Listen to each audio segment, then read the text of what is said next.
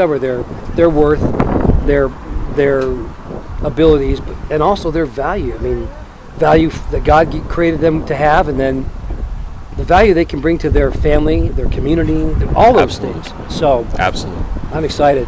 One last thing, yeah, if it's okay, absolutely.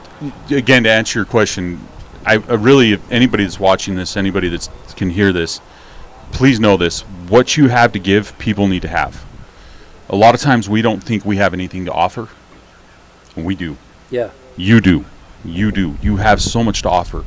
And again, in this hopeless society that we live in, your story, your hope, what you have to give, people need to have. So give it away. Yeah. Don't hold on to it. Give it away.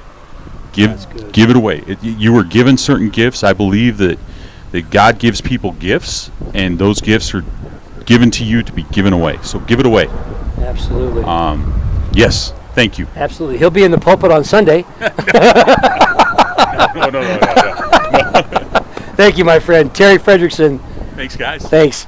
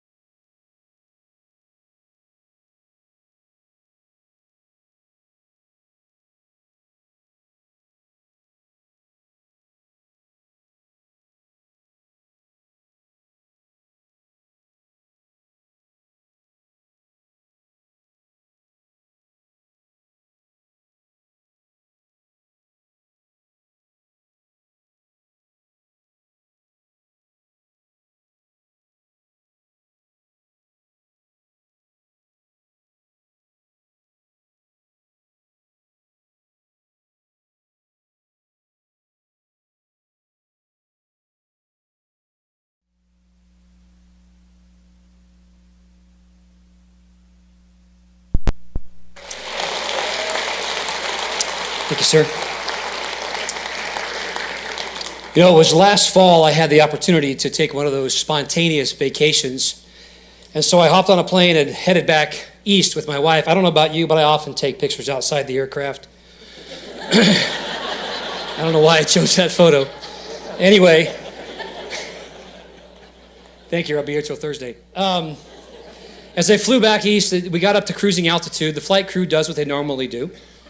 They come out, they start working the cabin, and the flight attendant got to our row, and she said to the gentleman on the aisle, "Sir, tonight our flight includes an in-flight meal. Would you care for dinner?" And he goes, "Well, yeah, that sounds kind of nice." She said, "What are my choices?" And without skipping a beat, she looked right back at him and she said, "Well, yes, sir, yes or no?" You love a flight crew with a sense of humor. Well, I think she had a sense of humor. You never know. You know, if I were to ask that question here in the room tonight, what's for dinner? We would have a myriad of responses. Everything from, well, we're out tonight, let's just go grab something. Fast food, fine dining, and everything in between. For some of us, it'd be like, you know what, let's just grab something on the way home. We'll whip something up. There's something in the fridge, something in the freezer. We'll make it work. Choices would be endless. But for a large portion of our population here in southeast Idaho, and specifically here in Bonneville County, and I would dare to venture that even tonight in this very room, there's a percentage of our population, when you ask the question, what's for dinner? They don't answer with, I don't know, where do you want to go? They answer with yes or no. Yes, when we go home, we'll have enough food in the fridge. Or no, we won't. Yes, we'll have enough food for today, but tomorrow, and when the kids go back to school on Monday, we don't really know. I know what you're thinking. Welcome to the party, Danny Downer. Right? But it's a very real problem we have in our community right now. See, we have a perception problem in our culture of who is impacted by poverty, who is impacted by hunger, and who's impacted by not being able to live the life that we really want to live. There was a study done recently by the United Ways of the Pacific Northwest, and it was a study determined to look at what this group of people is that's really suffering, that's really struggling. This report is called the ALICE report. You may have heard of this. ALICE stands for Asset Limited, Income Constrained, Employed. And what the ALICE report did for those of us in the volunteer sector that serve in either food pantries or shelters or other social services, it identified what we already knew, what we used to call the working poor. And what it did is identify that there's a percentage of people that in the state of Idaho, 37% of our population, who fall into either poverty or ALICE category. And what that means is, for the example, in the state of Idaho, 17% of our population is right at or below the poverty level. 22%, the remainder, the 20 some odd percent, I can't do math at this hour of the evening, that are struggling. They're good, hardworking folks, but no matter how hard they try, they just can't seem to make things work. I don't know about you, but on a global scale, I look at big numbers and I kind of glaze over. So let's take a look at Bonneville County. Bonneville County has a 34% rate of folks that are struggling to get by and folks that are in poverty. And you're thinking, there's no way. How is that even possible? Where are these folks at? I thought people that struggled with hunger and poverty and all this kind of stuff, I thought they were just a different group of people. And you really want to get my ire up, call them those people.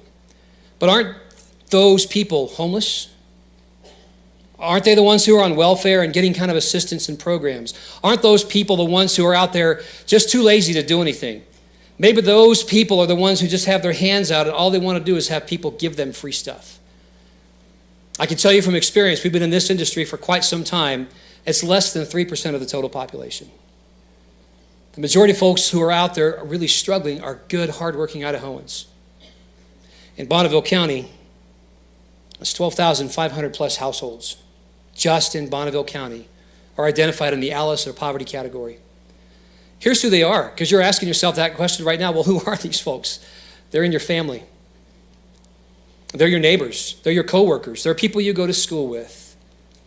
They're people you're engaged in activities and sports all throughout the area. And they're people that you go to church with on Sunday. That's a stark reality, I know. But I'm here to ask you tonight to help us fix this problem, because I believe that if we can identify who the face of poverty is, then I believe we can make a difference in our community.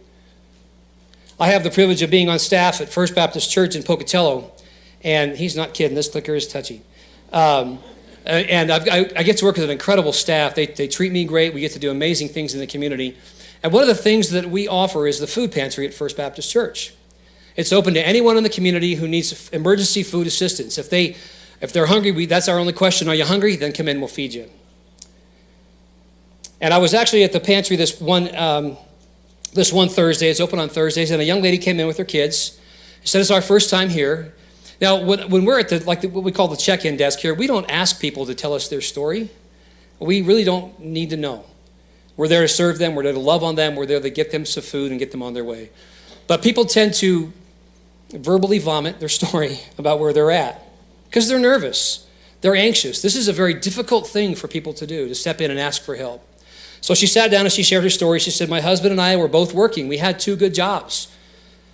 And then something happened within a short period of time. We both lost our jobs, and now we're out of work. And we've been trying to get jobs. We've been interviewing, but we just can't seem to get hired. And here's what she said next. She said, we don't want to be on unemployment. We don't want to be a drain on society. We want to have a decent life.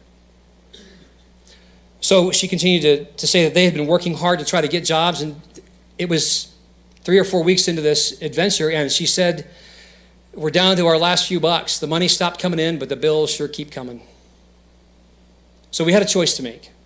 The money we have left, we're going to take that money and we're going to put it toward food and just hope and pray that one of these jobs we've already applied for will come through. Or do we take that money and we put it over here in the gas tank and go and interview for more jobs and just hope and pray that the food comes through? Being a man of faith, I was kind of excited to hear the word prayer. So, hey, can I continue to pray for you while we get you some food? And of course we did. Our team does an amazing job. They treat people with such dignity and respect. I'm honored to be a part of that. They got her set up. They got her connected, got her some other resources. I don't know how many times they came, 2 or 3 maybe, but I remember the last time they came like it was yesterday. Dad came with them. Dad kind of walked in. He just kind of had that look on his face like, things are good. And he just looked at me and he goes, you know what? We both got work. We're getting back on our feet again. We just need a little help to get through this month. But once we're there, if it wasn't for you guys and the resources you pointed us to, we couldn't have made it. So we just wanted to say thank you. The next time you do see us, we'll be here to volunteer. And they came back a couple of times and helped volunteer in the team. It was amazing. That's why we do what we do. That's why I love being a part of this team. You see, we have folks in our community, familiar faces that they just go through life and we have no idea what's going on. The folks that are in this category, the folks that are struggling, these folks that are working hard just can't seem to make ends meet. They don't wear it on their sleeves. They don't wear it like a name tag that says, hey, look at me, I need help. I'm about ready to fall off. But a lot of these families are one decision, one medical bill, one crisis, one job loss away from falling into poverty. Nelson Mandela said it best when he said that poverty, like slavery and apartheid, is a man-made problem, but it can be fixed with humankind. He went on to say that you can restore dignity this way. Overcoming poverty is not a gesture of charity. It is an act of justice. It's the protection of a fundamental human right, the right to dignity and a decent life. Yeah.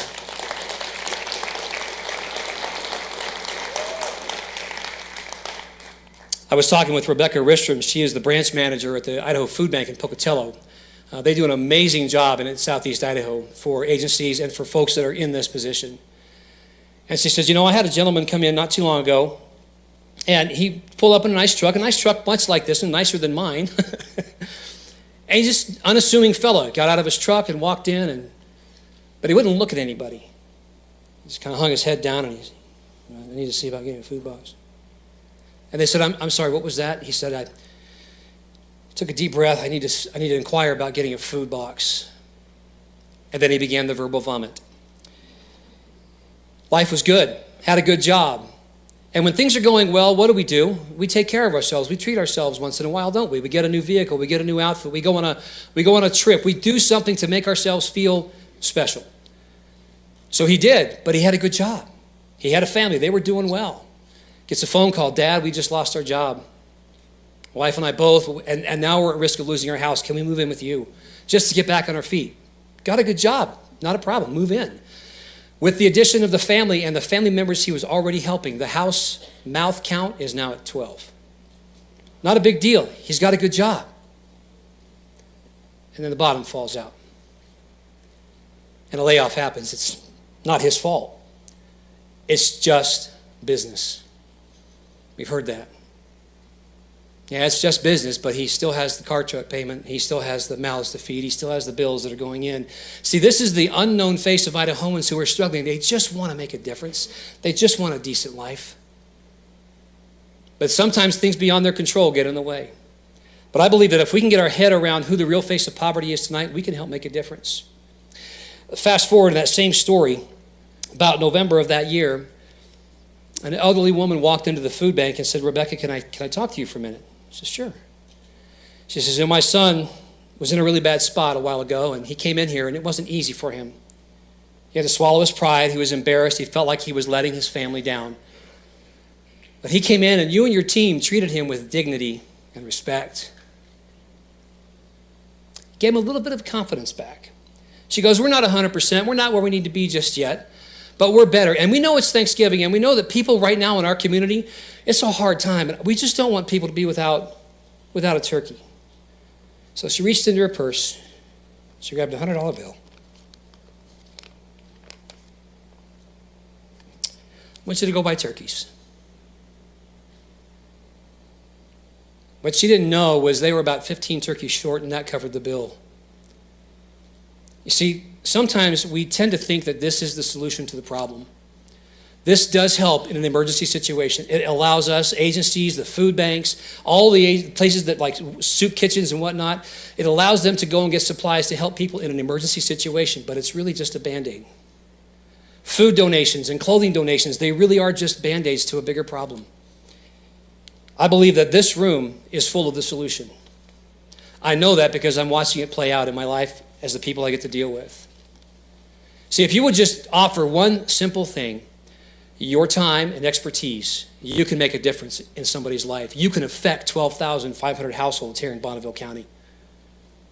You might be somebody who is just wicked good at writing resumes. You know how to fill out a resume that's got that winning job. You know what? A lot of folks really just want to get a better job, but they don't know how to write a resume that gets them there. It doesn't cost money, it just costs you time to share your skills and your abilities. For some of you, you could help people learn some interview skills that are just land the job in a moment. Offer yourself as a coach. Make yourself available to help someone get a better job so they can learn a new skill so they can get a life of dignity. Maybe you're someone who just likes to just help people cook, and you like to shop. You know, get involved with the Cooking Matters class with Idaho Food Bank, or with cooking things here in town that are offered to folks that are low income or people that are struggling. Give them your shopping skills. Help them learn how to build a grocery list and to use it. Learn how to cook. Many of you in this room, if I asked you to raise your hands, you could do a budget in your sleep. You say the word budget to folks who are struggling, it terrifies them. Show them how to make a grocery budget. Start there. Help them build a household budget so they can get back into a place where they can start looking up in the morning and say, I'm going to have a decent day. I'm going to have a decent life. So I believe if we understand fully who the real face of poverty is, if we can get our heads around that, then I believe that when the question is asked, what's for dinner, no longer will it be yes or no, but they're going to ask you, I don't know, where do you want to go?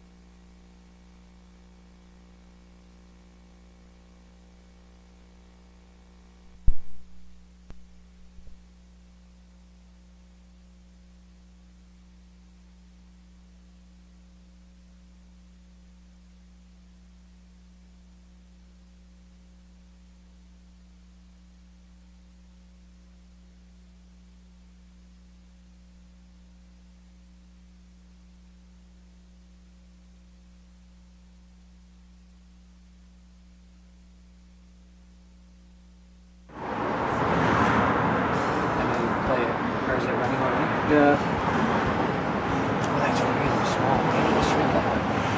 That's the host resolution they did. They sent it. Wow. All right. When that's done, we'll jump on. Yeah. Grab my hat. Grab my hat.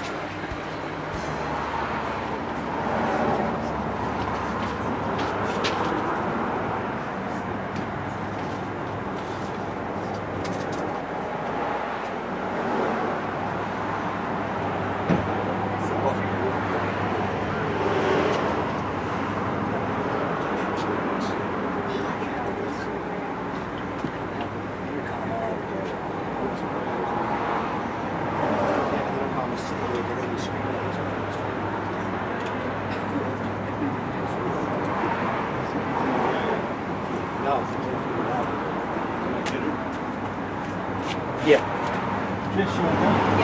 Are we still recording? Yeah, just walk carefully. Rocks and stuff.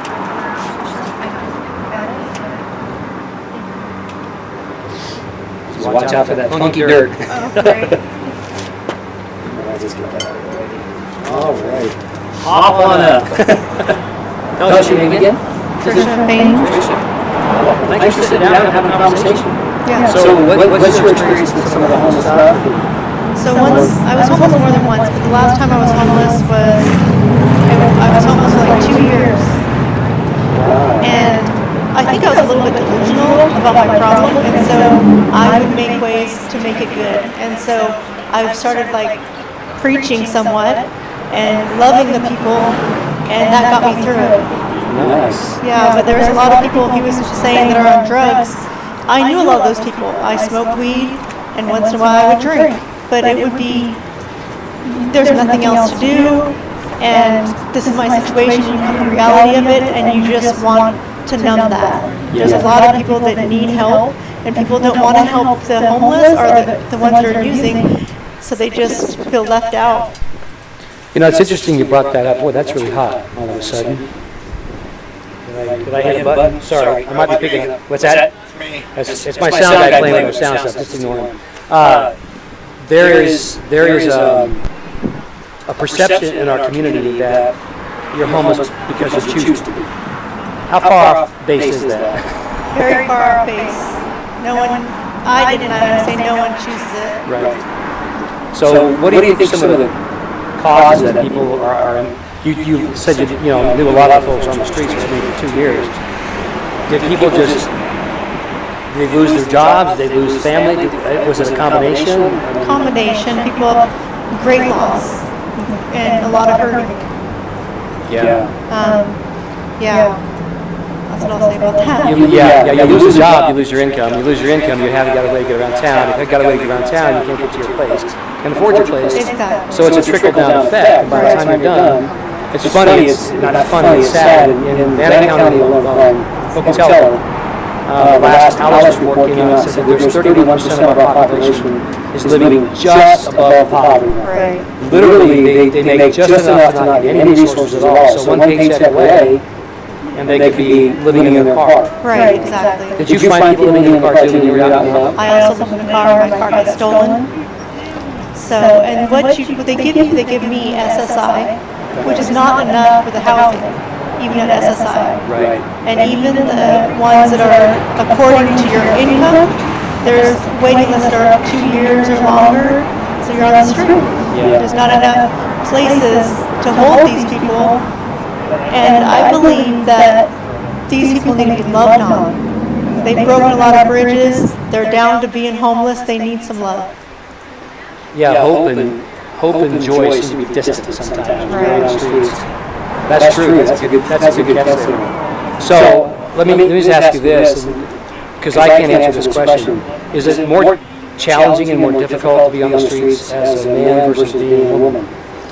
I wouldn't know that. Okay, but as a woman, it's not easy. I would say that everyone's been pretty nice that I ran into. I think it's harder for a man. People say just go to work, and I've always thought that when I see a man that's homeless, they don't want anything to do with them. But a woman, they see homeless, they're more prone to help. Interesting. That's true. They seem to gather a little more cash on the corner, so to speak, right? Right, holding up signs and yeah. So if I had the opportunity to make major change in our city, in this area, what would you like to see us do? What do you think we need to do a better job of to help those that are struggling on the streets? Education. Okay. Education about homelessness and education on what your problem is, whether it's drugs, alcohol, you lost someone, you lost your job, to get, so you could even know yourself, like, how did this happen? You know what I mean? Get them back to a place of that. Get them back to remembering themselves, because you kind of lose yourself. Yeah. Well, yeah, you live in a bubble on the streets, don't you? Right. And it's a very tight, protected bubble. Wow. Is there anything else you think that we can communicate to people? We're going to have people walking up and down the street today and tonight that are homeless. We've got people that live right around the corner here in our alcove here at Valley Mission. What kind of words of hope and encouragement can we give to them, do you think? Use your voice. You still got it.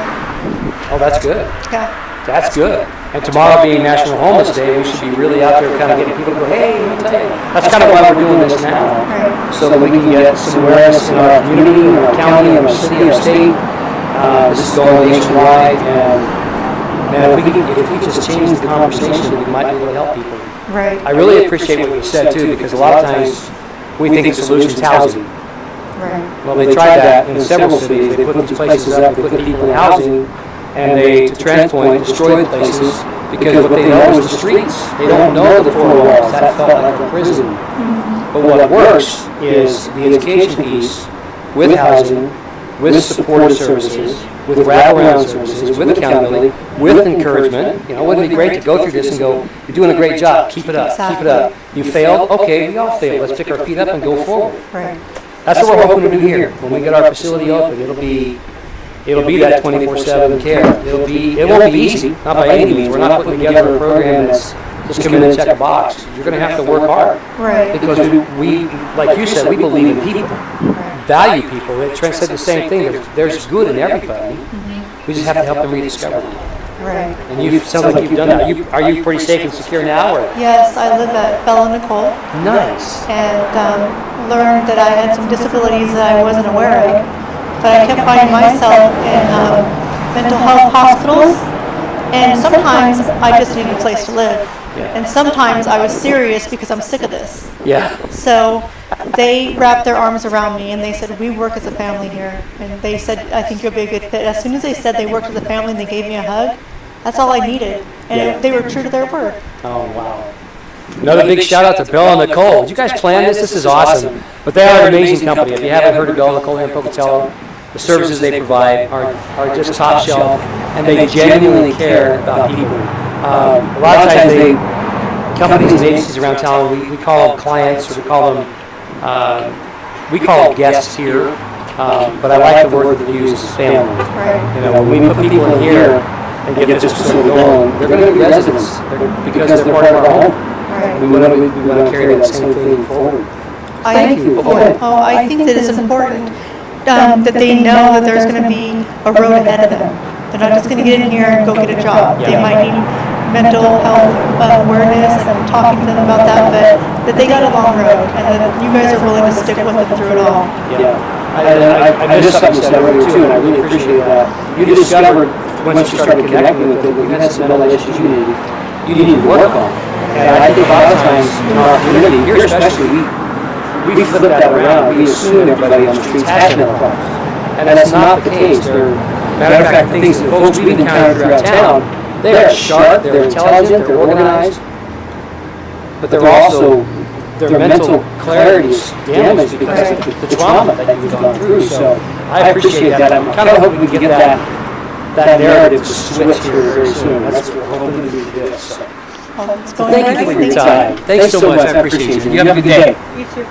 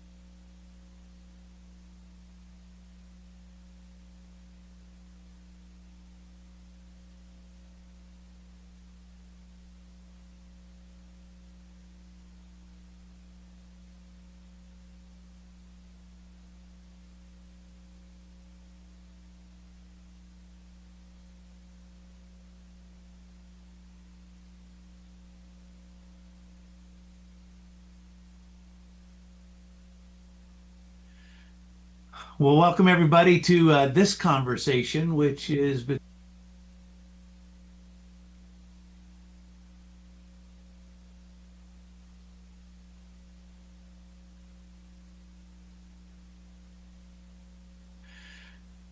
well, welcome everybody to this conversation, which is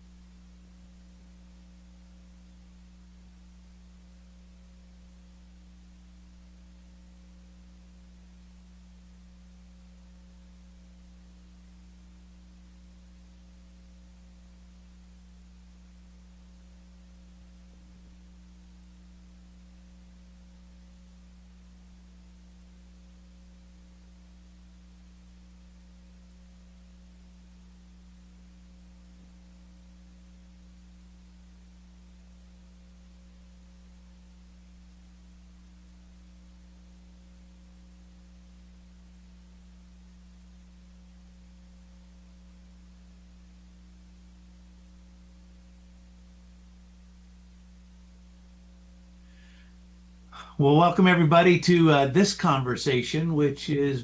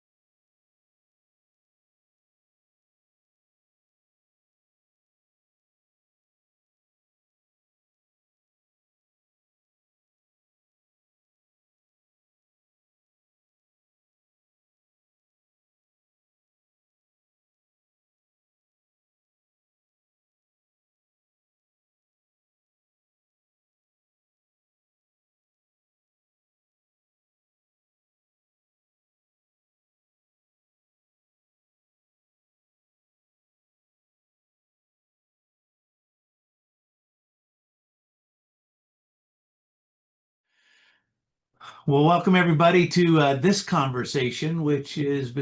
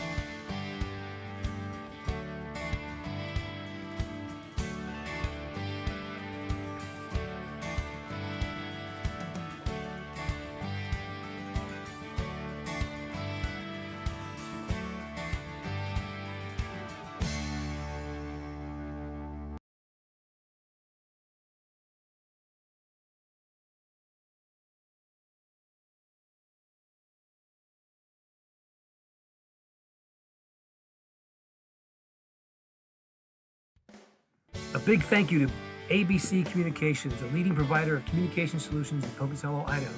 With over 25 years of experience in the industry, the company has built a strong reputation for its commitment to delivering reliable, cost-effective, and innovative communication services to businesses of all sizes. Thank you, ABC Communication, for supporting Valley Mission Conversations on a Bench.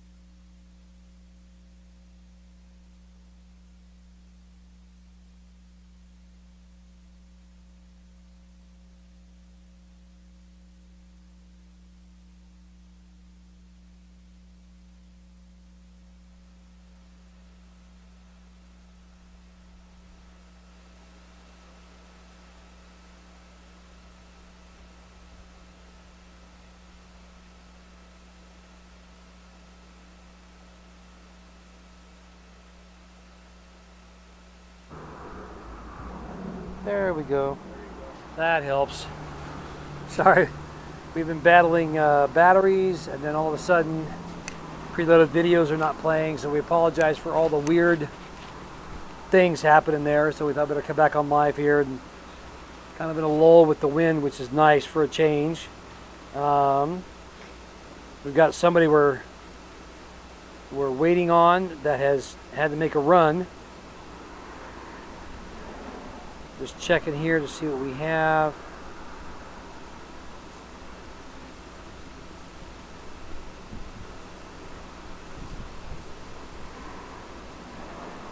And we're trying to figure out why. I don't know who I'm talking to now because I'm not sure if this thing's even working.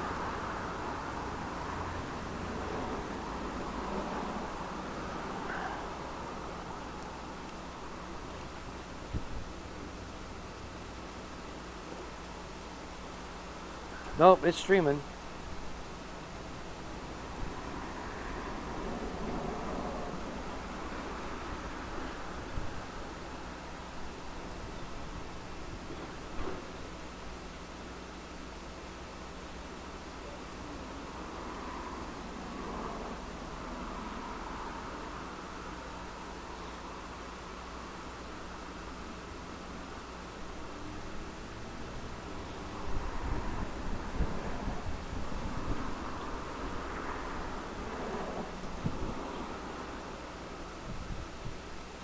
I'm just checking to make sure I'm not missing some of the other stuff.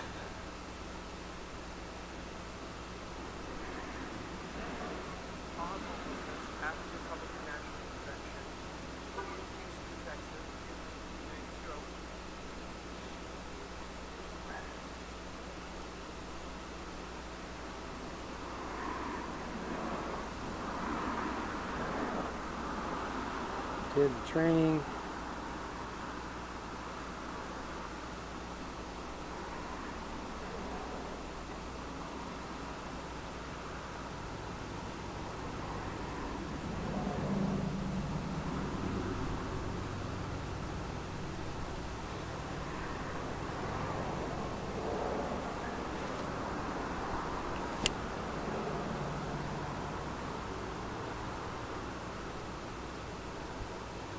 So we're trying to figure out a couple things. If you've been watching us on YouTube, that's what I've been reading.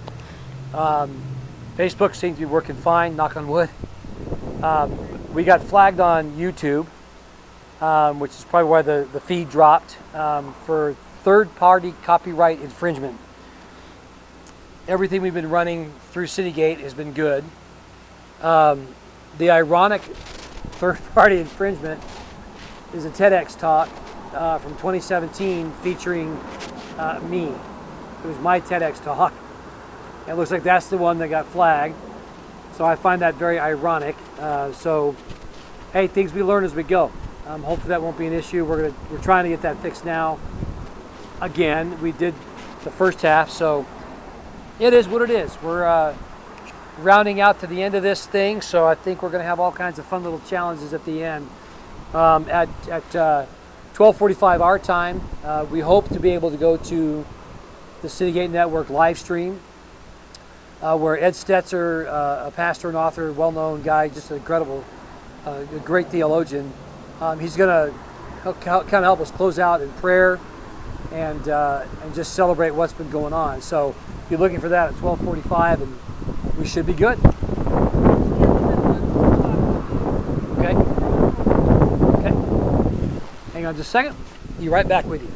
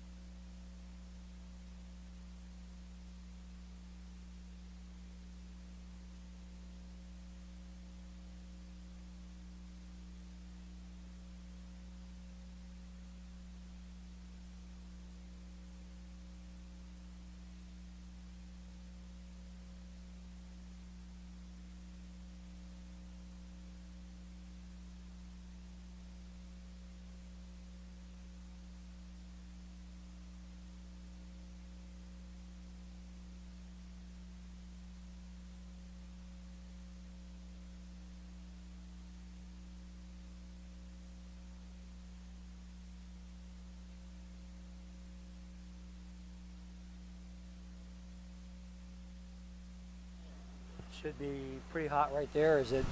Did I go to sleep? Oh, there I am. Is that good? Oh, okay. So I was having a conversation off camera with our friend. We'll call him Jeff. I don't want to put names out there. And unfortunately, Jeff was under the influence a little bit, so I didn't want to put him on camera, but I wanted to catch the story. And younger gentleman, not very old, living on the streets here in Pocatello.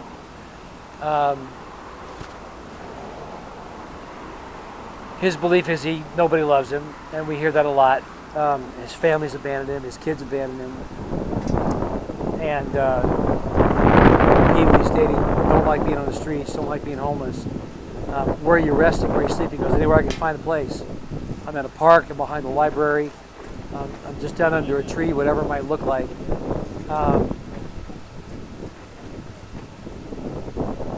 So we try to have that conversation, let them share what they're struggling with, and then we get to say things like, you matter, and you have a purpose. You have hope when you have a purpose. He kept pointing out the building behind me, because this is Valley Mission, obviously. And he said, I can't wait for you to be open. I need you to be open. I need to get better. I can't live like this anymore. That's a good first step. So I'm grateful that we have folks that are willing to at least have a little bit of a conversation on where they're struggling with, what they're struggling with, and where they're at. The folks, we can't get this open fast enough. I'm just going to be honest. We got to get moving, and so we still have our $50,000 match out there. We're raising money toward that. It was a good effort. Board just fell down that was blocking the sun from our computer. We are battling wind like crazy right now. It's starting to swirl down here. Anyway, the $50,000 match is out there. We're slowly raising money towards that. It'd be really great if we could get that fully matched. That would put us well over $130,000 that we could raise if we match that 50 completely, 140. If you've got the ability, you've got the capacity to give, you can give either online. You can go online to valleymission.org. We're going to be here till 1 o'clock. We've got a QR code here you can scan. We take cash and checks. It's kind of funny to say it that way. Or you can mail something into us. You just mail it to Valley Mission at 442 North Arthur Avenue, Pocatello, 83204. Or just come see us anytime during the week. We're usually here. If we're not here at the property, we're right next door at First Baptist Church. So I may have to step off here in a minute and help catch the canopy that's breaking as we speak. So we just want to tell you thank you for joining us on the conversation. We thank you for the questions that were submitted. We thank you for being patient with us during all the technical things. We're having issues with videos. I'm hearing from across the network of people we're working with. There's all kinds of fun stuff that we're battling right now. It's toward the end of the event, so no surprise there, but we'll continue to stream until 1 o'clock. And as I said, we have a 12:45. We've got someone coming on, Ed Stetzer. That's going to help close us out in a word of prayer as well. And we invite you to join us for that as well. Waiting on one more gal that was one of our school resource workers. It's going to come and share some information from her experiences with our homeless folks in our schools and what is being done and what needs to be done also in some other areas. So we're excited for what she might be able to share with us as well. So I'm going to step off one more time. Be right back in just a second.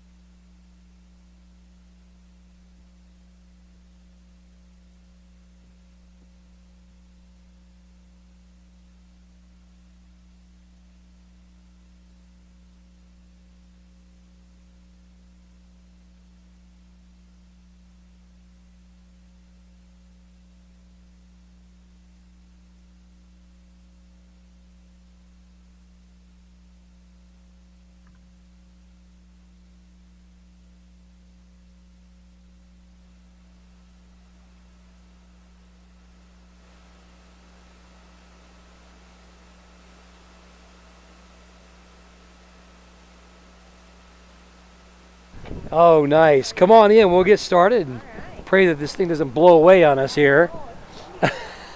It is nuts. Oh, goodness. It's been crazy. I'll give this to you. Hey, is it Alana? Alana. Okay. All righty. And we good on sound? Oh, shoot. Am I live on the screen? Okay. Is the audio coming on the screen? The bar being big? Okay.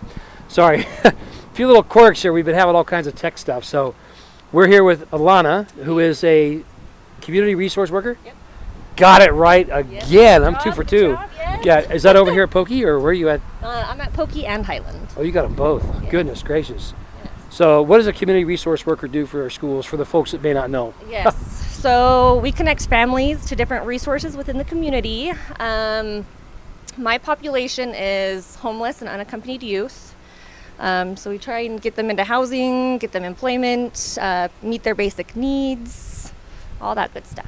So you answered a question that actually came on Facebook prior to us. We asked people, as we were sending emails out and such, what are some questions you have? And one of them was an answer that you just had. Do we have homeless kids in our schools? Yes, we do. And my response was, well, duh, yes, Yes. but yours was much Yes. nicer. So, Yes.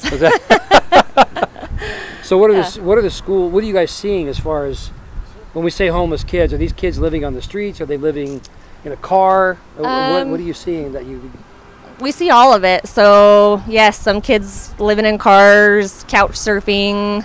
Parents are living in a camper, and then they are either in the camper or going in between friends' houses. So Yeah.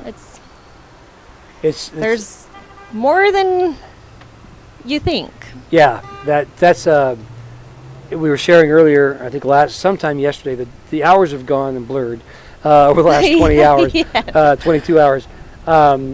When Lisa was over here, I think the year before she left, we were talking about just Pocatello High School and how I thought the number she gave me was either 70 or 80 just seniors and juniors students that they had at this school that were homeless.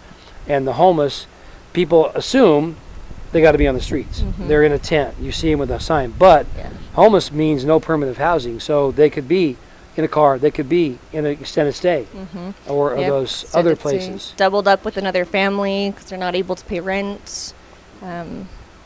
3-4 families just living in a small little place trying Wow. to survive.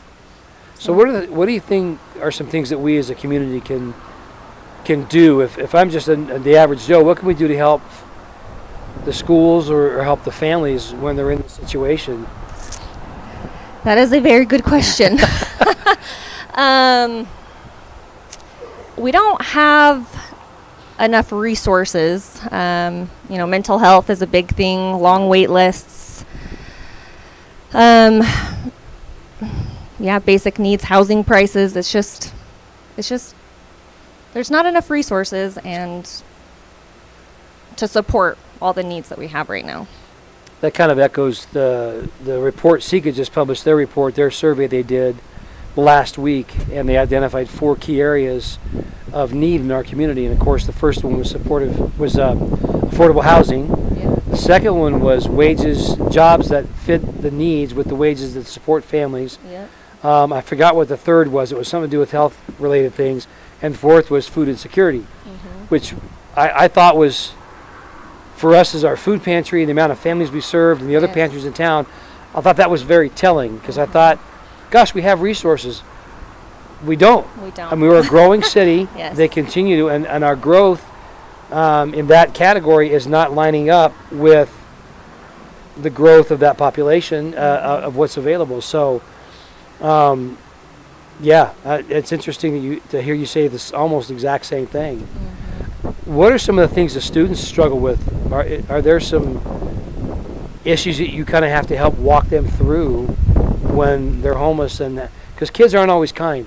Yeah. I know. Yes. So, a lot of the kids sometimes don't have showers. So the schools, we work together to make sure, they're clean, they have clothing, free breakfast and lunch, or we have a food pantry that the community can donate to. We also work through the food bank And so if they can't pay for lunch, they can come and have, some ramen noodles or some soup. And then we also have like a clothing pantry that the kids can come in, make sure they have clean clothes. For the kids who are couch surfing, just their basic needs, shelter, food. And then, in school, you think if a kid is worried where they're going to sleep, they might not do that well. They're not worried about school. They're worried about where they're going to sleep. Where's their next meal coming from? So then sometimes they just come to school to get those basic needs met. And that's their safe place. That's their shelter. That's where they're going to get food. They're going to get support. But yeah, really just basic needs need to be met before you can move forward and get out of homelessness. Yeah. I like what you said too, because you would talk about the mental health, but then for the kids, what does that look like? It looks like them not being able to focus because those issues that you mentioned, but also sometimes kids see that and they tease other kids, they bully other kids, whatever the word is, and that weighs on the kid, and then they go to the parents, and now it's weighing on the parents. So we have this growing crisis of mental health that people don't know how to get out from under. Yes. And not enough healthcare providers or mental health providers to help mitigate what we're seeing. Yeah. So. And we're seeing that's happening across the state too. The resources are not being available. We're getting more and more counselors and caseworkers, but it's the mental health side of things that we see are struggling. It's interesting when we're out on the streets too with our street reach team. People always ask me, how many kids do you see on the streets? We don't normally see them because I think with the school district and other agencies here in town, they're really good at getting them into those extended stay places or finding a place that there is some stability. I think last year was the last time that we encountered 3 families living up at Black Rock Canyon, 14 people total, a bunch of kids, but then the school district found out about it, and within a couple of weeks they had a place. They were safe. So the school district does what it can with the resources it has, but that's great until summer hits, and then the kids are in mom and dad, okay, we can't afford it, did whatever. So it's good. I shouldn't say it's good to hear. It's reinforcing to hear that we have these gaps in services. If we just had a magic wand. I agree. And sometimes it's just getting them connected to the right resources that can help, and engaging with the families and finding out what they need and what resource is going to be most appropriate for them. Sometimes that can just solve a problem. They don't know Access Point is out there, or they didn't know we had food pantries. So sometimes just providing them with the knowledge of where to go, that can help as well. Yeah, absolutely. As we get focused on growing this building here and getting it open, obviously it's built toward single adults, but as we've been talking to a lot of people and even had these conversations before, we know that the next phase or the phase after that, we have to build a facility for families that can help them, that can give them a long-term solution. I don't want to just plop people into that for 6 months and go, good luck. We want to build something that creates a space for families to be safe, but at the same time to be educated, because it's just like with the homeless folks, housing first never worked. You've got to have housing with supportive services, wraparound services, accountability. Yes. So as we get closer to having that conversation, we may be reaching out to you guys and go, hey, what kind of environment? I ran into one. Where was I at? San Antonio. It was in San Antonio. Went down to Austin to check another rescue mission out down there, and came across a family unit that they had built down there in Austin, Texas. And what it was think of basically four duplexes with a center shared space, big kitchen space, separate living spaces, but also another common area besides that, and then the bathrooms and bedrooms were all their family homes. And the intent of this foundation, I forgot what it was called, was to give families their own private space, but to help them learn how to build healthy community at the same time. Yes. And I went, man, I kind of like that model. Yeah. We're gonna. My cousin lives down there, so she's gonna, do some recon for me, Yeah. get some more information. So maybe something like that is something we try here. Yeah, I Don't think that'd be know. amazing. Be kind of fun. Yes, that would be amazing. Is there anything else that we can do, or that you'd like the community to be aware of when it comes to kids and homelessness? It's a real issue. It is a real issue. Doctor's appointments or dentist appointments without a parent, they have to have that parent permission, and Yeah. and that's a struggle. That's Yeah. it's tough. Yeah. we had a couple share last night that when there's families with addiction, there's things that get overlooked, and the parents don't realize they're doing that. They shared the story of this. Oh no, it was the probation and parole officer. Shared the story. He was working with this family, and their addiction was more important than their child. And so one day he asked this couple, well, so does the kid have everything they need? Their backpack? I don't know. But they were high. Did they get a Halloween costume?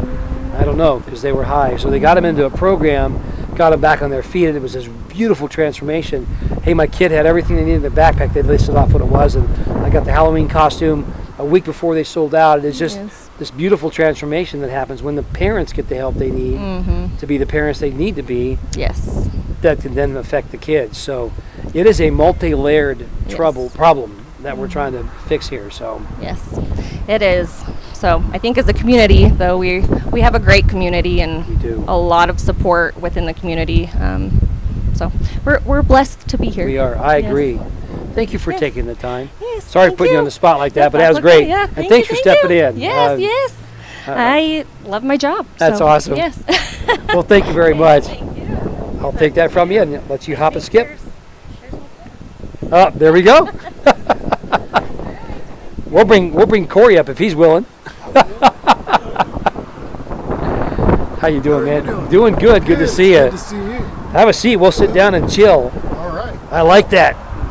Got with me Corey Mangum. Corey I always want to do it backwards. Mangum. Magnum. Yeah. Corey Magnum. It sounds like a really weird wrestling guy. Anyway, Yeah. Corey Mangum is also one of our city council members here in town, and also a pastor out of town, Yeah.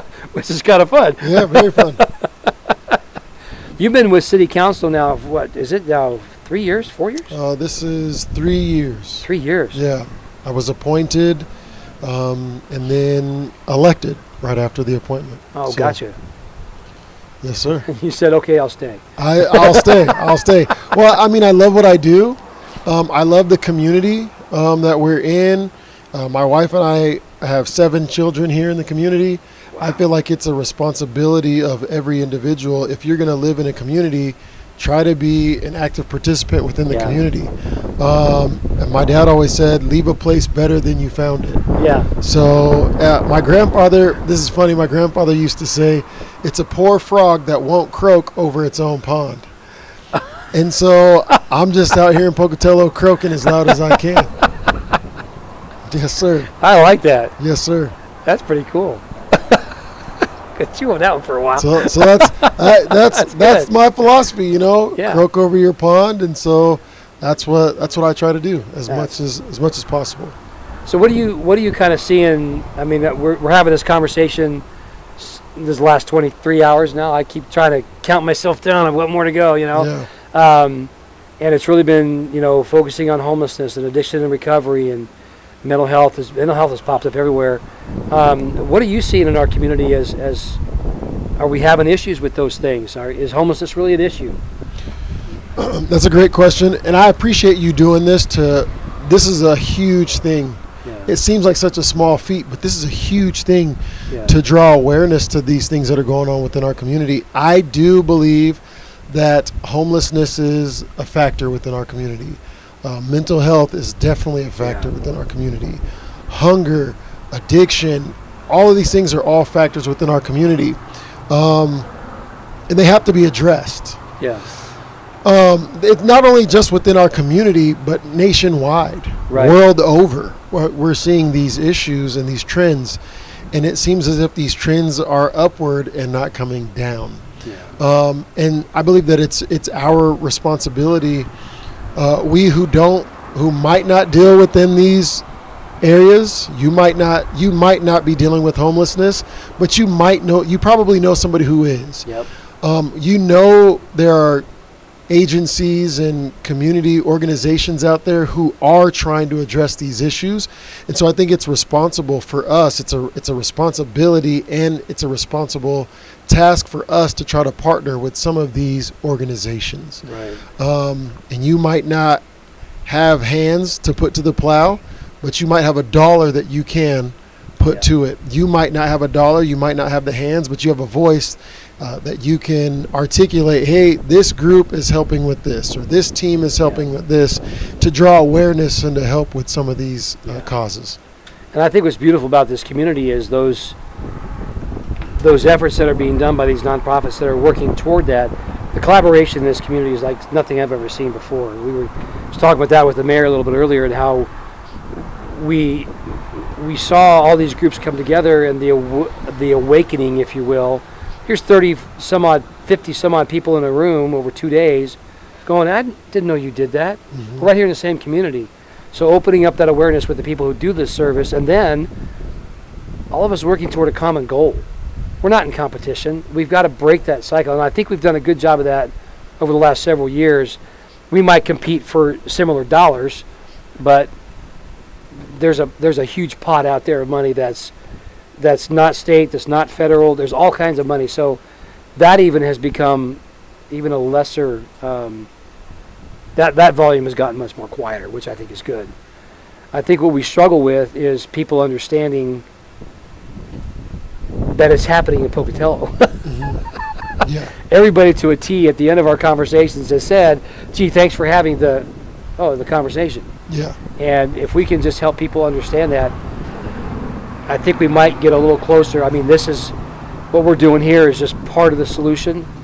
I would love, as just sharing with Alana a moment ago, if we have another phase of this where we can help families out, because families are really struggling. Absolutely. And you know that too, from where what you do and everything else. So, how can we help? How can the city help get people involved? Is there something you guys could do as city leadership to create avenues, or to encourage hope, or to encourage involvement? What? I'm putting you on the spot because now I'm... No, that's a really good question. Also, that's a big question. It's somewhat of a complex question, and some people will hear this and say, that's not complex, just do it. And you're right, just do it. However, though, there's a balance as a city government official, right? That we have to maintain certain balances. But what I can speak for concerning the city of Pocatello is that we serve on different community boards and community committees. Right. So I serve on the Housing Authority Board for Housing and Alliance Community Partners. Right. And they're trying to really attack this homeless situation and some mental health, and even some physical health situations here within our community. I serve on the Behavioral Health Board here for our region, and we're really trying to tackle some of these same things. Now, and I serve on a couple other committees and boards too, and they're all directed towards helping these situations within our community as a liaison for not just for the city, but for the financial institution I work for, Washington Federal Bank. We got a foundation where we try to give back into the community. If we're going to do business here, we got to help fund the community also. And then from the church standpoint, from the city standpoint, and just from a personal a citizen of the community, I think that it's my obligation to give back. And so I think that as a city, we're doing some things to try to help. And individually, as council members and as the mayor, there are things that have been enacted to get us out into the community and to get us interacting with people in these environments. I also feel like you had made a comment that there are people who don't think it's happening here. Right. It's happening here. And we turn a blind eye sometimes because we don't want to think that this isn't LA, this isn't Seattle, Portland, all these other, New York. It's not one of those areas, but it's in your own backyard. That's right. And the Bible says charity starts at home. That's right. And I think that we've really got to have a focus point on charity starting here and I am, responsible for my neighbor. Yeah. It's funny, I shouldn't say it's funny, it was ironic when we talk about not in my neighborhood, it's not happening here, right? One of our guests at 2 o'clock in the morning, it's on Facebook, somewhere back there, but she runs a foundation here in town and is getting ready to launch her foundation. She's been involved in trafficking, and she's been involved in that with Phoenix. Now she's bringing that thing here, and we were talking about, do we really have that kind of an issue in Pocatello? And she said, oh, without question. And she goes, it doesn't look like what it looks like on the news, or it's different ways of grooming, it's different things that are going on. We can speak to the attempts at trafficking here in town from a personal perspective with people within our own family here that have had some very dangerous run-ins here in Pocatello. It may not be LA, but those problems are here. Yeah. The poverty, that's all here. What are we, 31% of our population is at Alice, and so you're a paycheck away from falling below the poverty line. So it's we don't like to talk about it because it's uncomfortable, but we have to face reality at some point. Yeah. And the only way we can fix it is to start talking about it. I asked Kia, what do we need to help leadership figure out, city, government, county, everybody? She goes, I'll just be blunt. You just need to shut up and listen.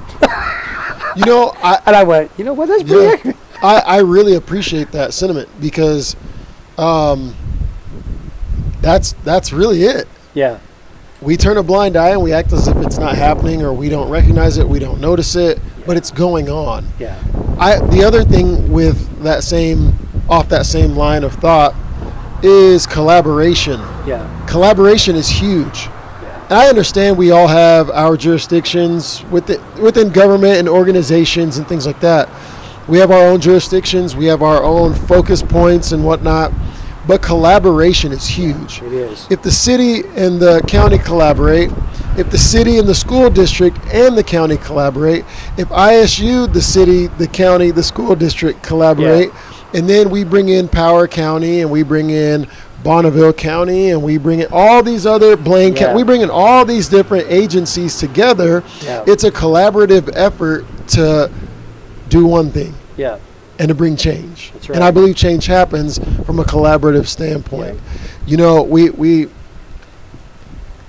talk about Jesus. Jesus transformed the world with just 12 people. Yeah. And one left, right? Yeah. So 11 people and him just flipped things upside down. Yeah. And how much more could we get done with 100, 200, 300, 1,000, a community of people who believe that we can address the issues of homelessness, mental health, right, and so on and so forth. Yeah. Strength in numbers, right? Strength in numbers. Yeah. It's funny how that little group was just the ripple effect. Absolutely. Throughout the rest of the world. I love that. Absolutely. I love that. Well, I appreciate you taking time just to pop by and say hi and help us with.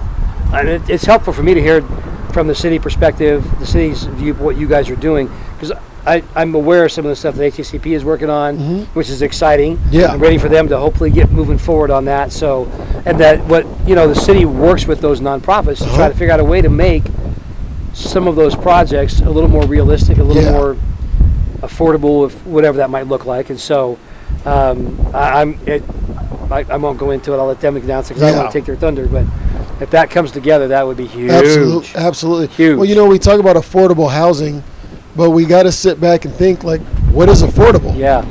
Because 400,000 might not be affordable. Yeah.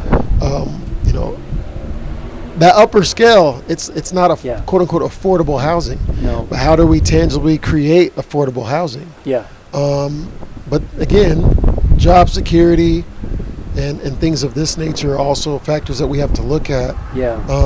From a government perspective, and then just generally speaking, how do we grow the economic base for the city of Pocatello?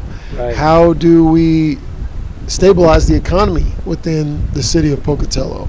How do we get more businesses to want to come into the city of Pocatello? Exactly. And so all of these things are things that we talk about on a constant basis as city government, because it people are going to look to us, whether it be our responsibility or not. People are going to look to us. There are things that are county responsibility, but people will come to us for it, or school district, or so on and so forth. And it's like that's not our thing, that's them. Yeah. But we still have to have those conversations to understand how can we help in that regard, or help to benefit the community at large. So Yeah. I hope that makes sense. It does. Just talk. It does. I had a conversation with a contractor a couple of months, several months ago now. Anyway, and I had this same conversation. I said, dude, what's happening? Why can't we build affordable housing? He goes, it's not cost effective anymore. He goes, I'd love to be able to build housing that we can put people in. He goes, but we can't do it and make a livable profit. He goes, I don't want to make a lot of money, but I got to be able to pay my bill. I got to be able to pay my employees. So is there, off the top of my head, I know I'm putting you on the spot, is that an avenue that maybe the city could start looking at, going, hey, can we find a way to help contractors who are willing to do this? Can we help find a way to reduce some of those costs, or find funding that might go into that thing? I'm just trying to think way outside the box, and is there some different ways to look at that? I don't know. I would imagine so. There's got to be a way out there, right? There are opportunities for subsidies. Yeah. But looking at the federal government too, some of those funds are being pulled back. Yeah. And so it's hard to really navigate those waters at this time. At this time, I agree. Grant writing and organizations like yours and others out there are helping to alleviate some of those things, to create grants and loans and other things to help people to get in those kind of housing structures. Right. But to help private contractors to build, it's tough because it's a private market. Right. So to help a private market, it's difficult to do, especially from a government standpoint. You know?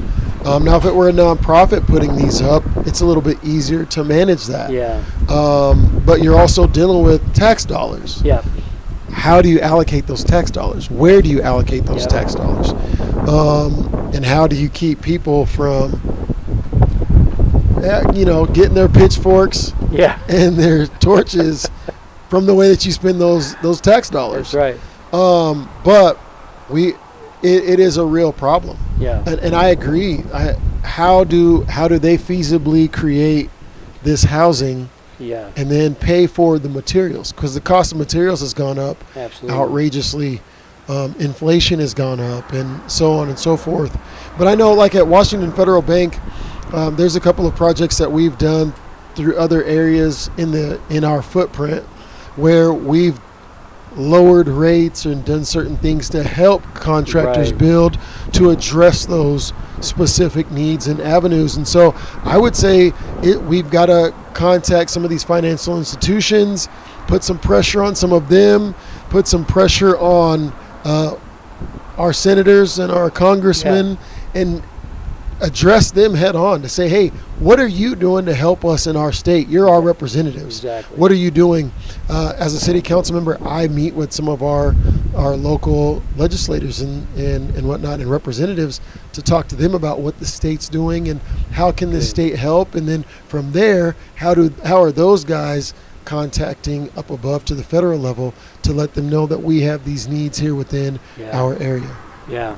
So thank you for doing all the stuff you do, man. I appreciate it. Yes, sir. I appreciate your support for us too. You've been through this thing. You know what our dream is. So I know you're a champion for us too. So Corey Mangum, City Council member here in Pocatello. Yes, sir. Thank you so much, my friend. Thank you for your time. All righty. Blessings on you too. I'll just so we've already done it a couple times.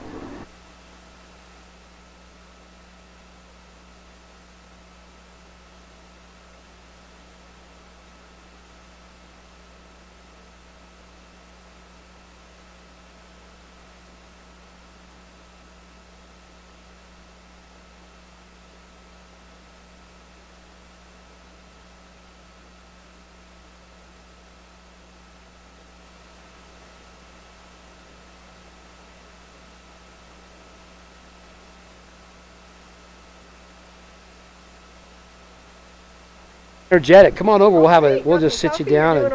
Well, I've had way too much coffee. And then we had somebody bring me a mocha, and then 2 or 3 different sandwiches, all kinds of stuff. It's crazy. Sue said, "You're almost done," and I was like, "Oh my gosh, I can't believe it." You're running all over the place like I am. Yes, It's exactly. been fun though. I'll tell you, the energy level's been good because it's been man. Some of these conversations have been just a blast. Really? I mean, they're not pleasant to hear that, oh, I'm on the street, or I'm struggling, or hey, I'm out of this situation. But it's been good because the conversation is happening. Yeah.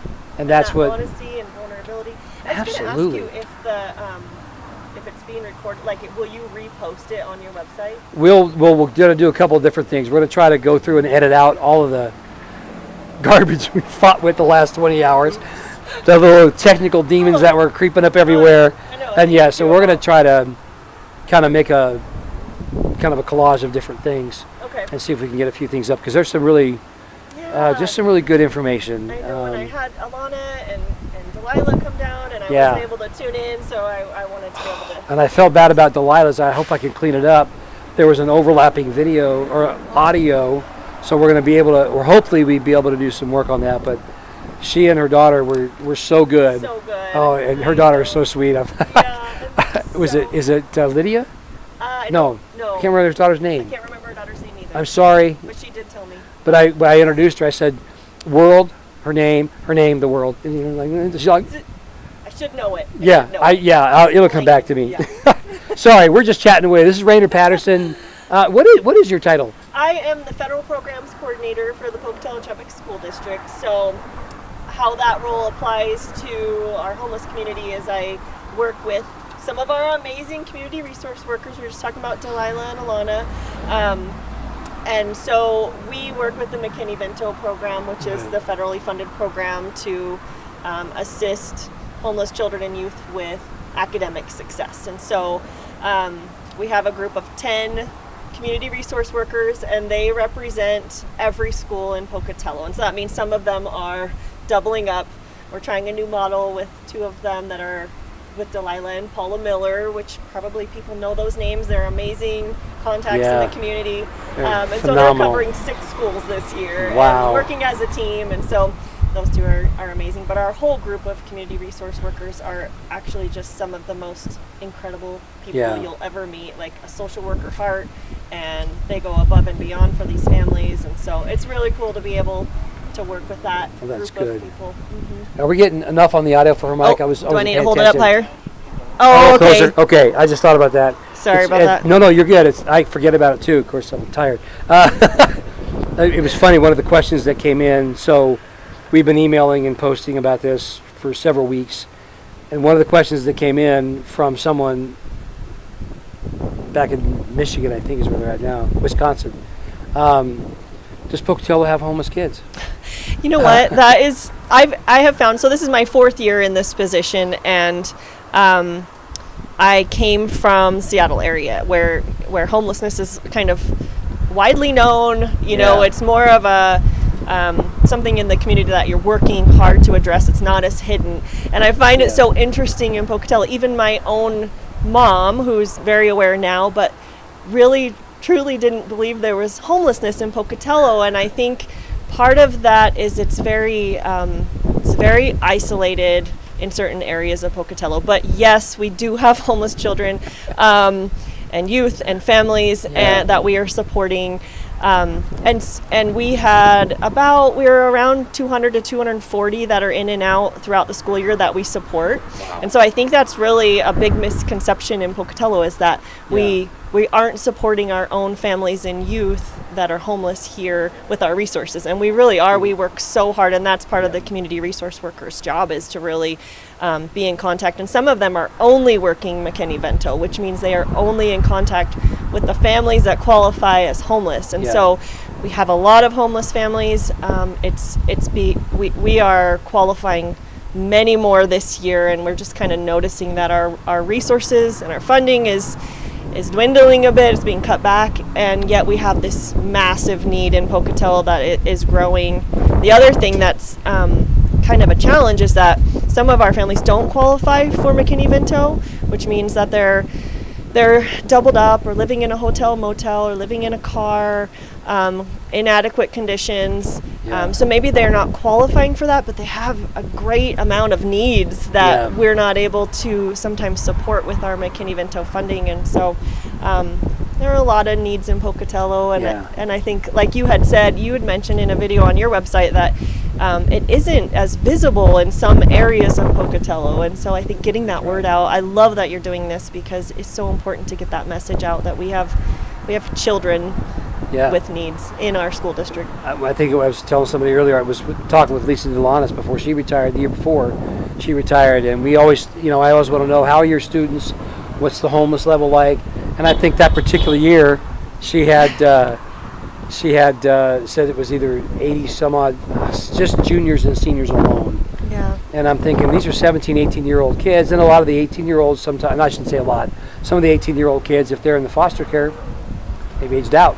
Yeah. And so, some of those foster care parents, you're out and the checks stop coming. I mean, that's Yeah. harsh reality. We showed a movie in February called No Address at the theater here, and that was one of the leading stories in that film. And I'm like, it's happening here in Pocatello. Oh, for sure. And people struggle with that. So it's good to hear people on the front lines who are dealing with this going, it's real. It's real. It's real. And it's growing. Yeah, it is. Yeah. It's real and it's growing.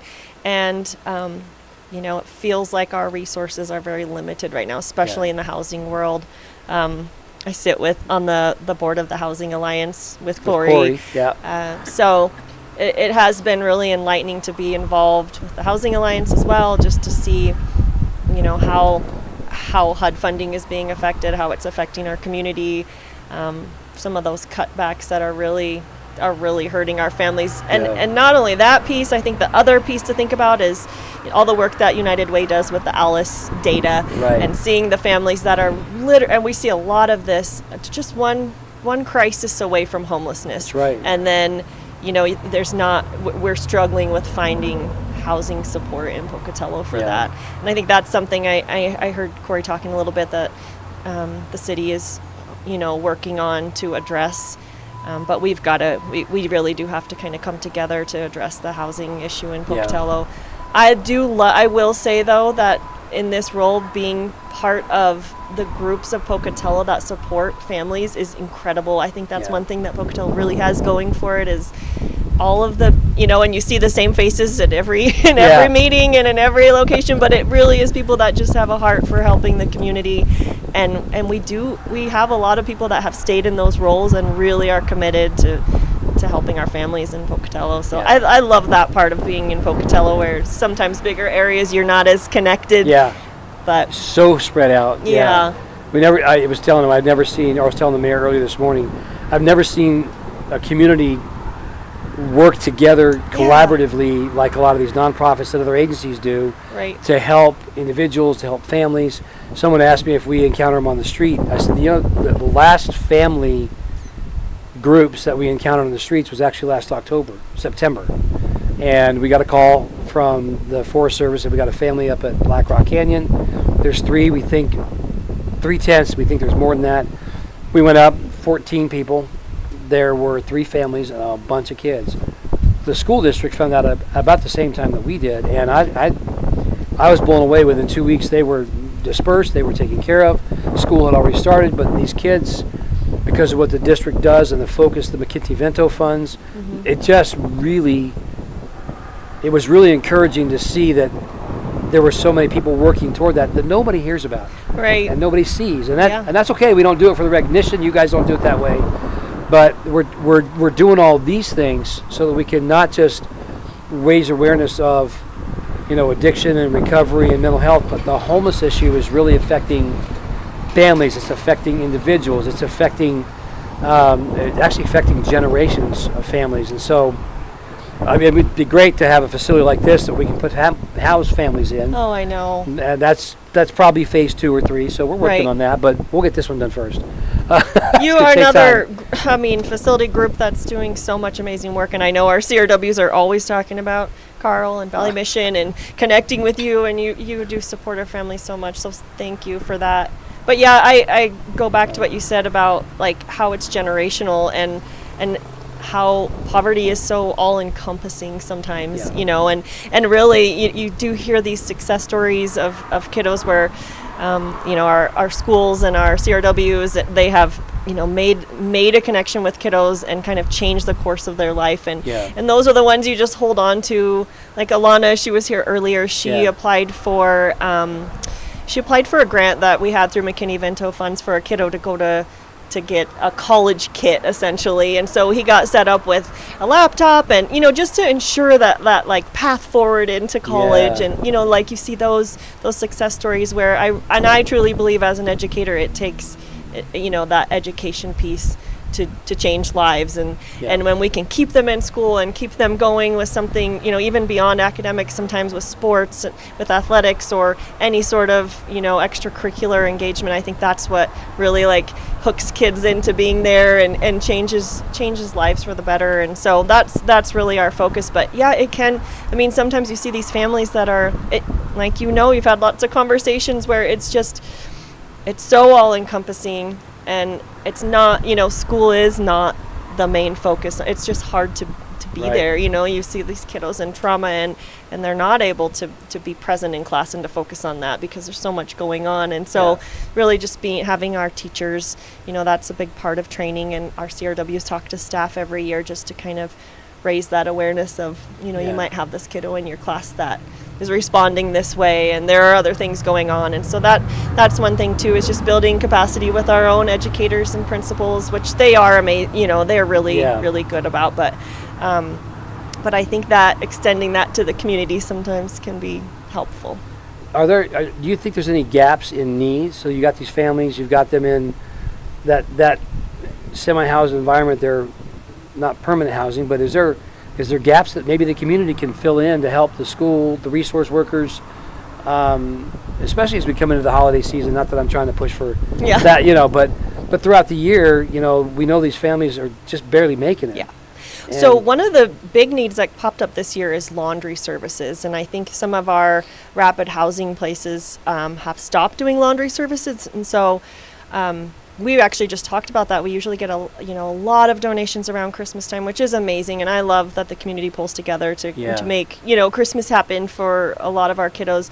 But one of the needs we have consistently is laundry cards throughout the year. So that's a big one. I feel like we do a pretty good job with food boxes and getting families access to food. We have a food backpack program and pantry and you guys. But housing is huge. Housing is I think our biggest need. We can usually provide some things for kiddos like clothing and school supplies and making sure that they have access to transportation and food boxes and things like that. But the housing piece is really, really tough. And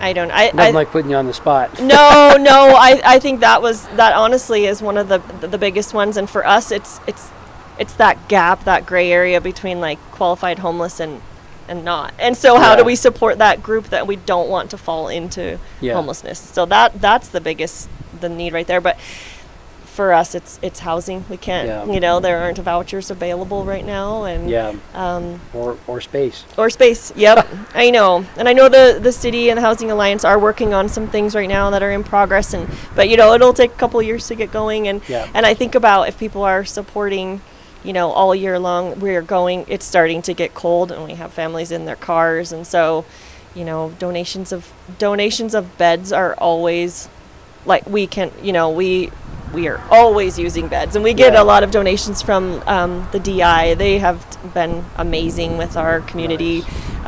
Give the access to DI vouchers so that they can go in and get clothing, but they also do a bed donation, and that's huge. We have a lot of kids sleeping in inadequate conditions, and so just providing a stable sleep at night really affects their education the next day. So that's a big one too. It's funny you mentioned the laundry cards, because that's one of the things we just added to our monthly outreach we do with over here in the park with our homeless folks. Is we connected with Laundry Barn, Heaven and her team down here at Laundry Barn. It'd be great if we could maybe do some laundry cards, because these guys are struggling. They're on the streets, but we don't think about that with kids. Right. We just think, well, they're good, they'll figure it out. But the families that are struggling, that little $10 card Yep. is a lifesaver. Because that kid, if he goes to school or she goes to school and the clothes are smelly and dirty, Yep. you know how fun kids can be. I know. You know, I'm like, oh my gosh, And adults are bad enough. I was gonna say yes. I know, and a lot of our schools we have tried to put laundry in the school, but that's also a process of having kids change, and Yeah. so that's a big one. We also in some of our housing that is substandard, there's bed bugs, and being able to tackle that issue has been difficult for us because Yeah. we don't have the funding. And just to give you an idea, we get like around $9,500 a year just for McKinney-Vento, and that's K-12.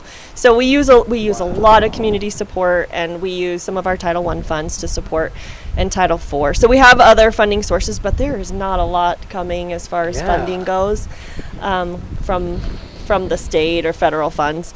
So we really do rely on our community, and usually can make that work. We get a lot of donations. We even had the cutest Century High School student raised $700 for our high school students. Her name was Riley Erickson, if she's listening.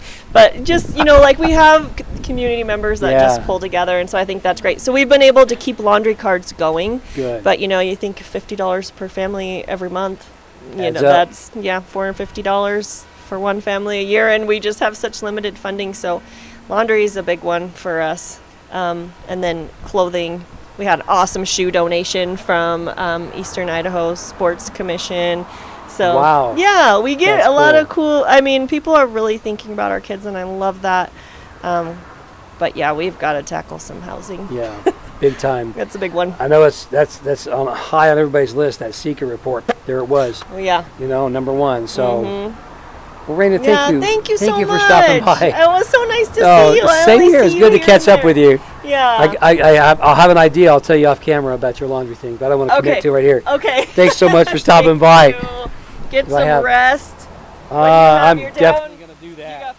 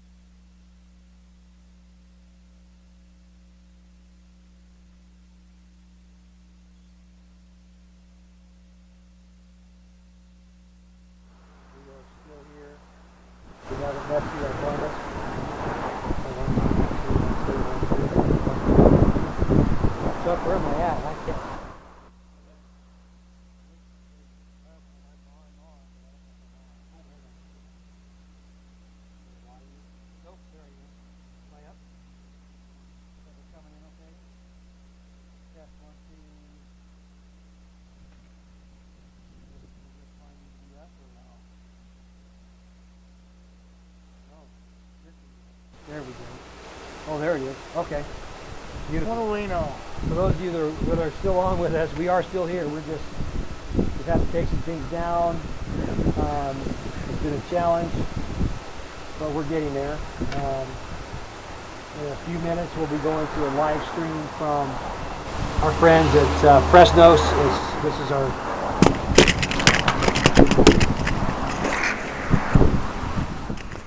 mission control, as they call it, down in Fresno, and we'll be able to share with them on the closing part of this. If I can just get our network here to come back up.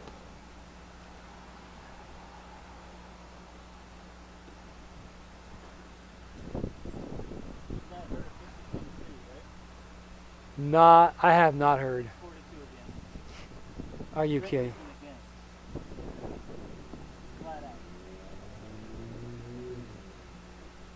Huh. Very interesting.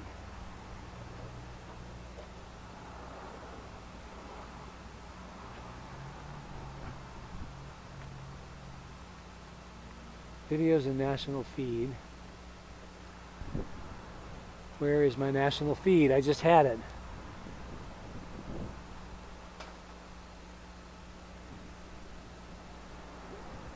Had the opportunity while I'm just doing this, I'll talk to you guys so you guys know that somebody is still here. Had the opportunity to take someone through our facility that hadn't been through it yet, and so that was fun. It's always a thrill to do that, for folks to really kind of go through and get their head around what it is we're trying to do. And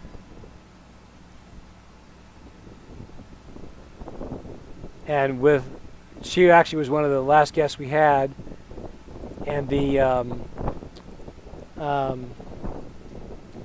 goal was to get all the CRWs from the district to come in and take a tour and kind of see what that looks like. So that was kind of cool. Anyway, let me mute the audio there for that one. I'm going to see where this is at here as we get going. So, recording in progress. okay.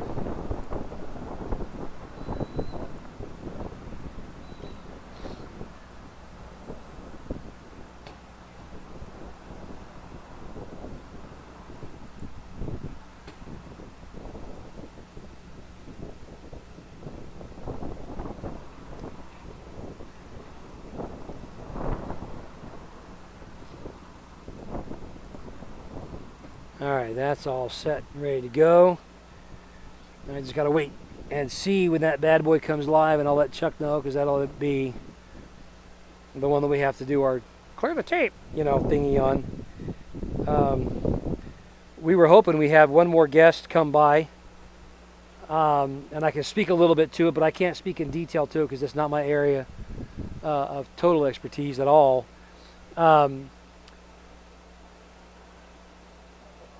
One of our neighbors wanted to pop by and talk about the lack of resources and housing available for our veterans here in town. So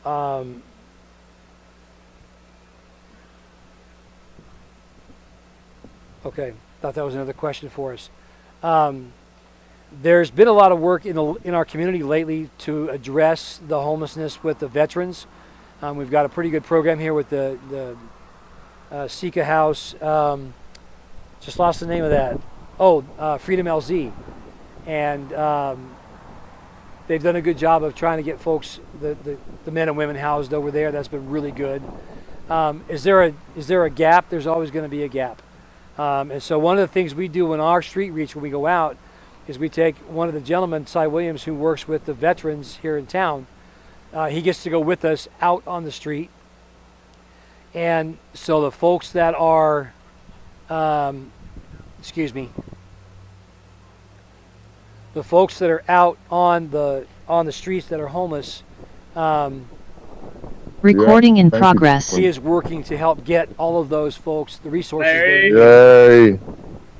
I just think, I don't know, just walking down the street, shaking hands with Okay. everybody you meet, He's and sharing those resources yeah, with just showing the the love of thy people neighbor. and trying to get them Yeah, connected. So that's great. there is some work I think that there being will be a done, lot and more there's joy more work and to be laughter done. in the So city. I'm going to go ahead Yeah, and get us to switch over that's here in just a good. second to our feed. We're actually going to Anyone join else? Did we get the everybody? feed. We're Want to gathering at say the end something? here. Uh, Right now, you don't want me to. so you'll see a few agencies coming together, and then we'll jump in on Well, this all of here in those are just a moment. beautiful pictures. And again, as I started, I started by reading Isaiah I 58 and can't tell where Isaiah it's at. 61, and each of those give pictures of what it looks like. And it's a place where suffering is alleviated. It's a place where those who are hungry are fed. A place where those who are There we go. solitary or in isolation are brought into families. Okay. It's about a community. It's about a we, Annie, and it's a we, not a me.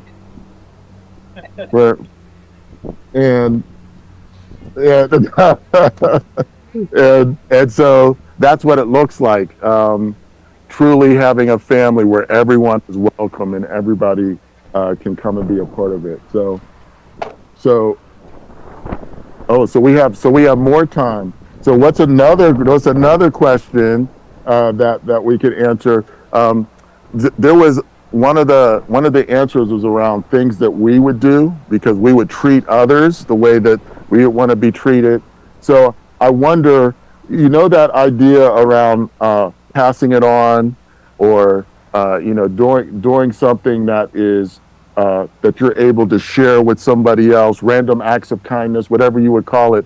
What are some ideas that if we wanted to kind of plant seeds of action to make Pittsburgh this place where we're all good neighbors? What are some ideas that we could do? Some practical things.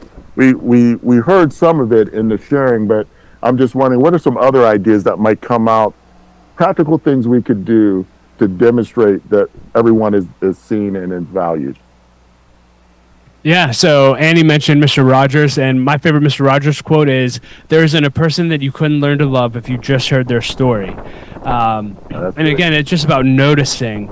And I think we underestimate the power of asking someone their story. Yeah. When we tell volunteers to come get involved and come serve meals or whatever they're going to do, it's, hey, don't just come down and serve meals. Like, say hello, how are you? Ask people their story. Yeah. And as always, volunteers, I feel like, get ministered to even more Yeah. than our guests a lot of times. But yeah, ask someone their story and watch what happens. Yes, that's great.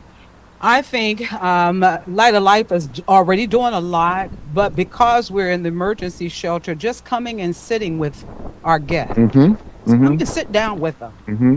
Come and have a conversation with them. Come and spend some time with them. Get to know them and who they are, and you'll find out some amazing, amazing gems Yes. that are in there. There's a diamond in the rough. Yes. And a lot of our guests that come. So we invite you to come up and sit on the third floor and hang out with us. Come on. Just to have a conversation with us and bring a lunch with you.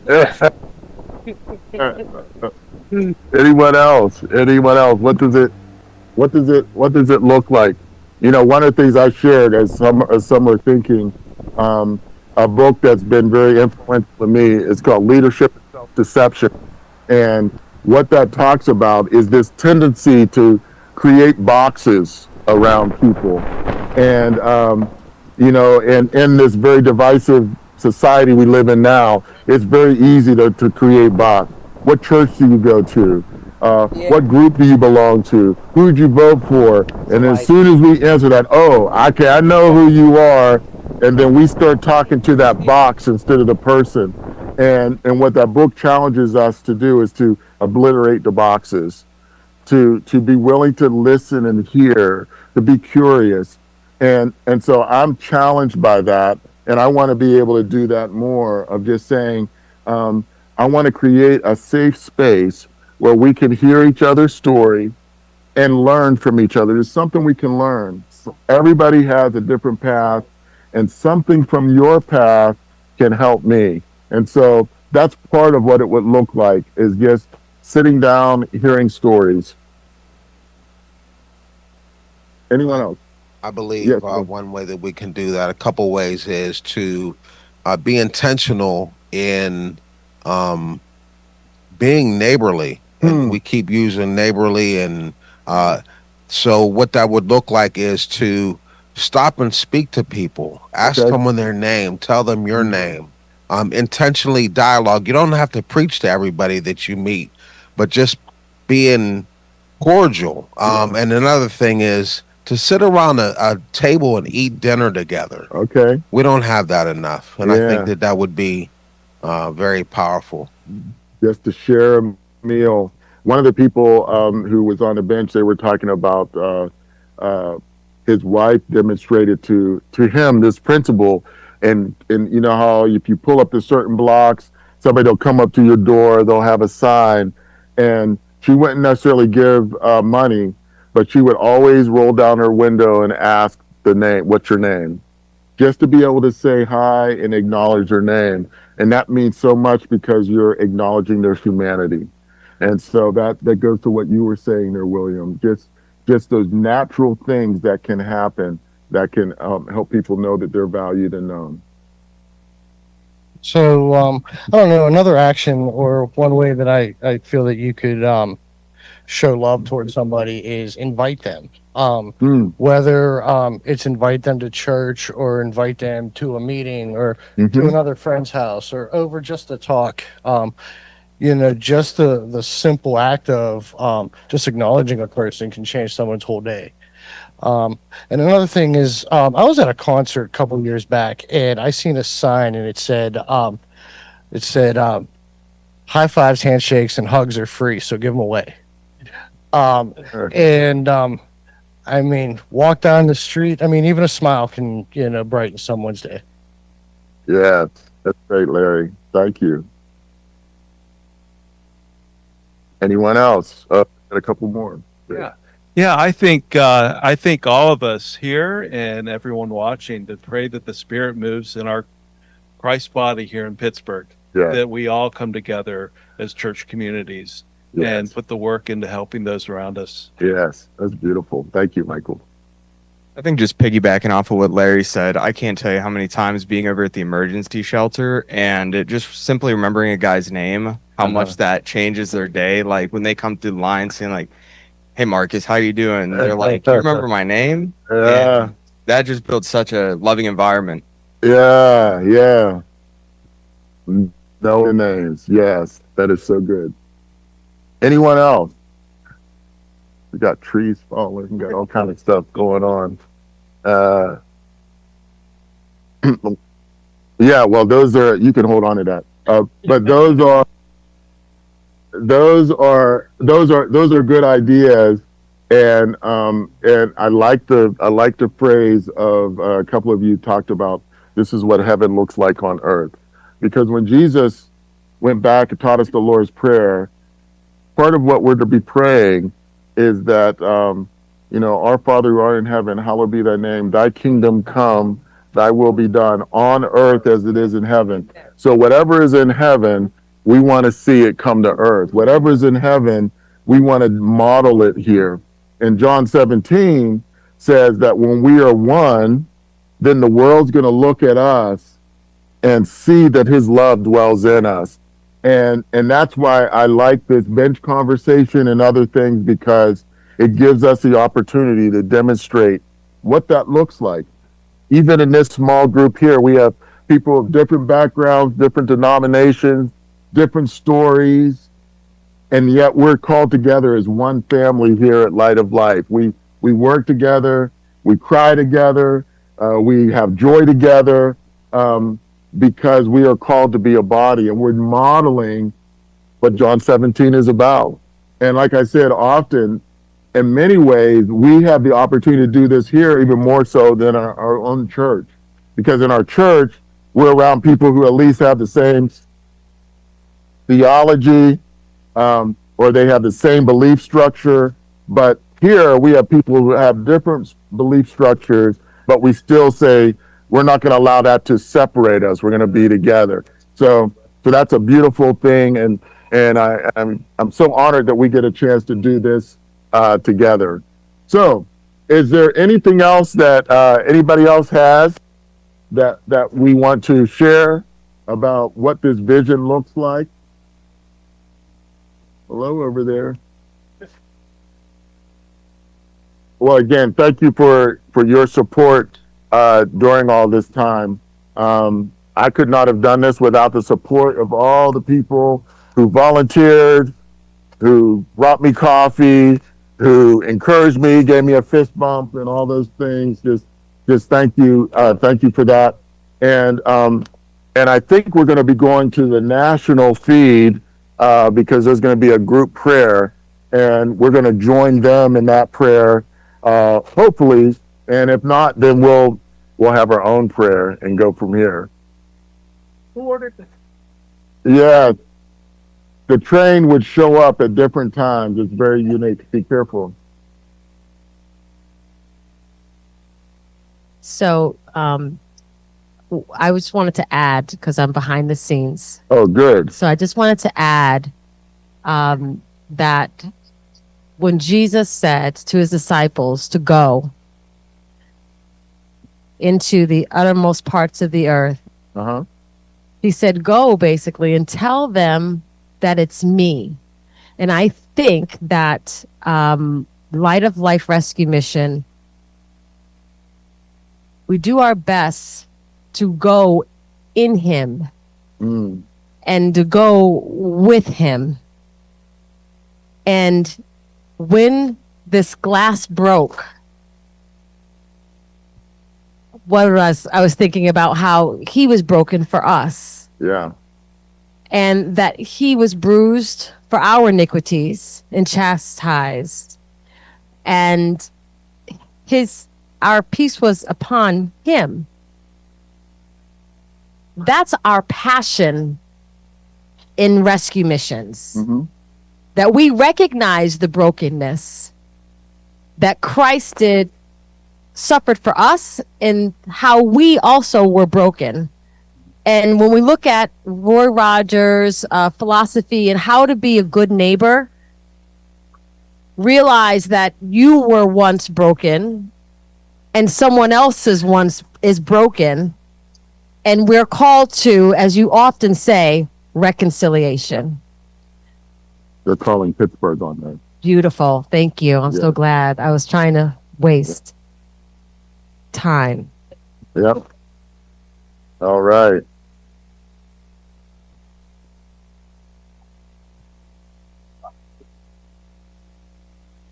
Okay, we can kind of Okay.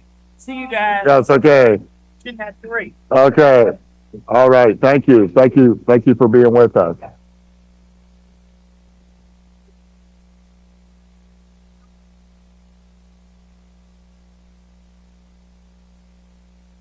Thank you.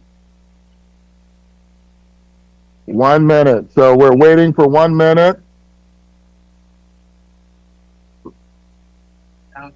Final countdown. We can make it. We can do it. Well, I'll tell you what. God is worthy of praise. And let's thank the Lord for what he's done. For all the families, for all the children, for all the people in our program, for the staff. And like this would be awesome just to give him praise. Thank you. Thank you.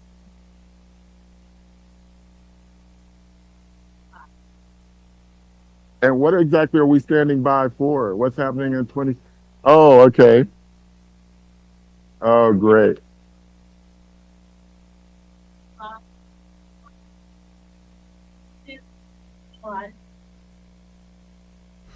Hey, my name's Ed Stetzer. I am not sitting on a bench for 24 hours.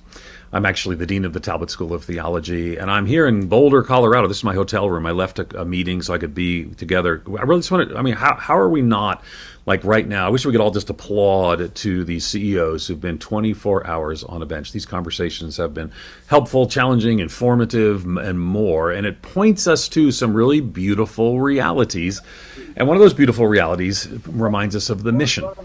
Now, if you're a Christian, if you're a follower of Jesus, you're sent on mission by Jesus. In John chapter 20, verse 21, it says, as the Father has sent me, these are Jesus' words, as the Father has sent me, even so I am sending you.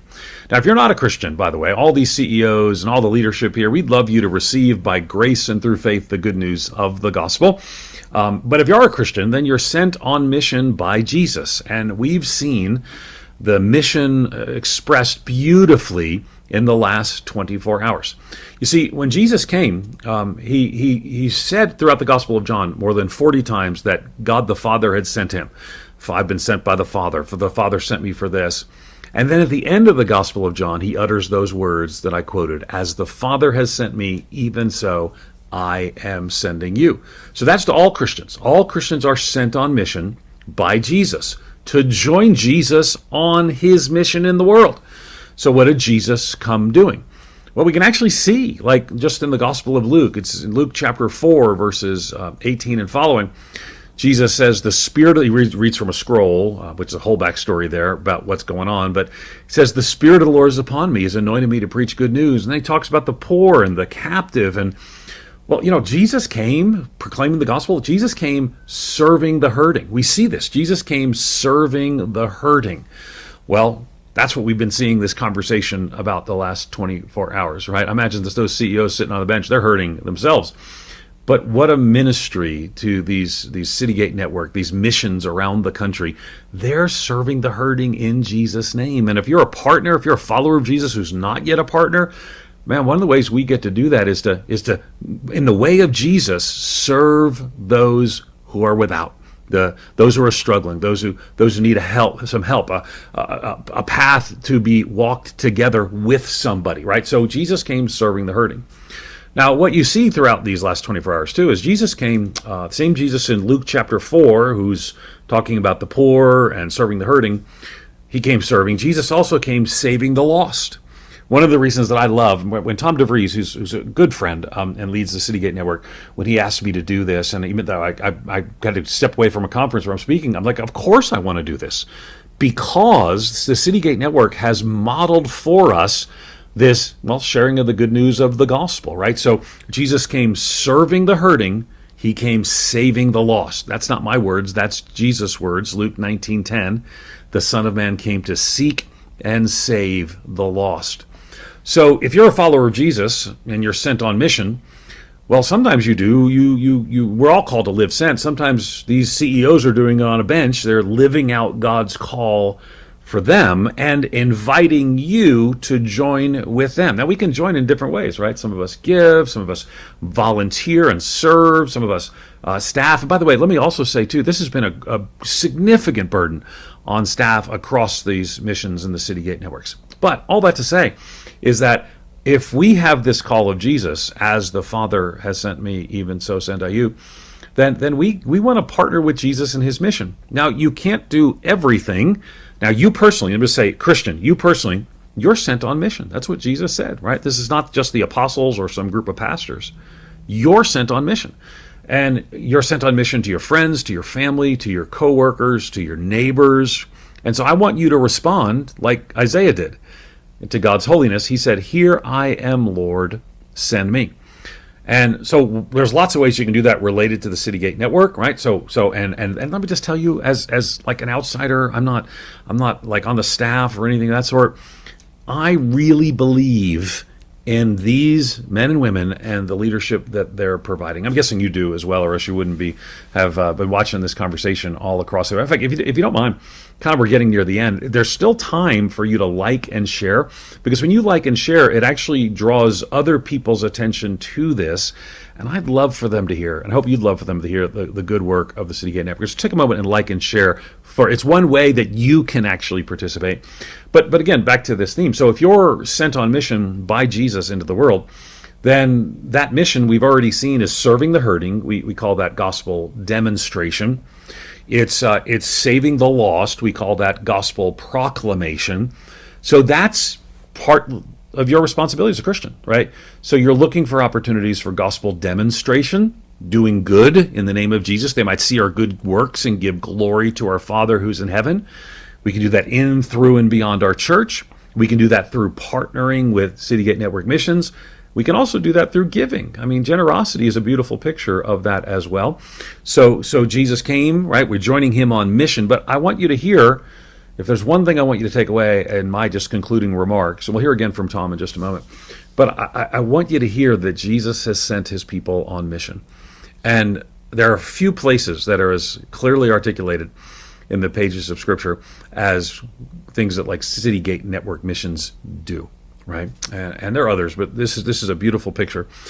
So, but again, and the thing that brings me confidence is City Gate Network for decades upon decades upon decades have one mission with two big expressions to that mission: gospel proclamation and gospel demonstration, and gospel proclamation, and those shouldn't be separate things. Those are together under one mission.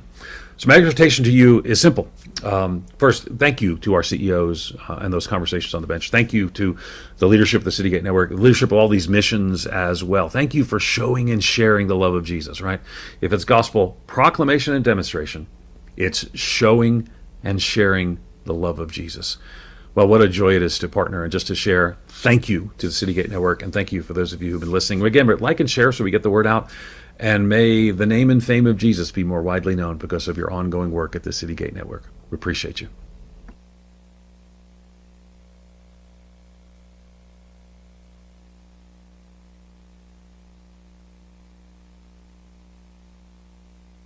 Period of time, who would imagine what this experience was going to be? How many conversations there were going to be on a bench? And I think what impressed me too was the number of conversations between CEOs, and how cool it was to be able to see each of you talking with each other. 93 at least different conversations, CEO to CEO, mission to mission, ministry to ministry. Thank you so much for your willingness to kind of take a flyer on something that we didn't know exactly what was going to be the result. But as we stand at the end of this 24-hour period of time, we really know that it's had an impact. Hearing from you, a significant impact as you've been able to raise awareness with regard to homelessness and addiction recovery and mental health, as you've been able to share and show the love of Christ in very tangible ways